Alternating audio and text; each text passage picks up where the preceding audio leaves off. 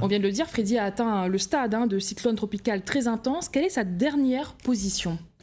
Environ 900 km dans l'est au nord-est de la Réunion, et donc le système qui continue sa course assez rapidement en direction de l'ouest-sud-ouest, à plus de 25 km/h, et il continuera à un rythme élevé, puisque quand il passera au nord de la Réunion, il pourrait même dépasser 30 km/h de vitesse de déplacement. Est-ce que la vitesse du cyclone pourrait effectivement conforter vos prévisions ?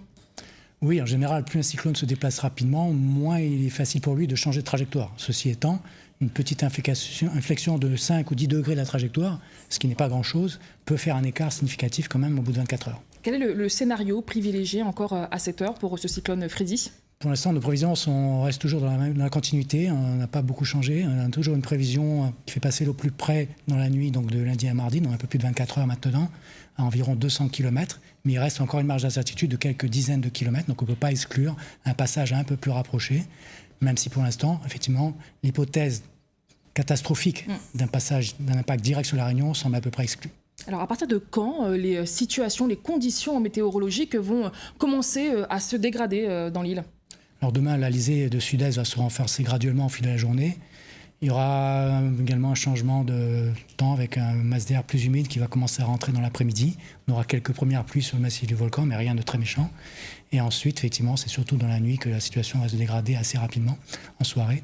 Et les vents vont se renforcer. Et donc le pic en termes de vent doit être en milieu de nuit, en fin de nuit plutôt pour le secteur de la Possession et du port, puisque les vents vont tourner est puis est-nord-est. Et donc ce n'est pas tous les mêmes secteurs qui vont être touchés en même temps, comme d'habitude. Et sur le littoral, si nos prévisions de trajectoire se vérifient, on devrait avoir jusqu'à 100-110 km/h sur la façade nord à nord-ouest et dans l'extrême sud. Et dans les hauts associés, on peut aller à 120, 130, voire très localement 140 km/h. Des vigilances seront prévues dès demain après-midi, c'est ça ? Vigilance forte ? Oui, donc il y aura des vigilances vent fort, effectivement, et forte houle également, puisque donc, dans la nuit, on aura également une dégradation marquée des conditions de mer sur tout le littoral nord et est. Vous avez suivi beaucoup de cyclones pendant votre carrière, celui-ci qualifié de monstre par certains prévisionnistes de Météo France. Est-ce que Freddy peut véritablement devenir un cyclone dévastateur, selon vous ?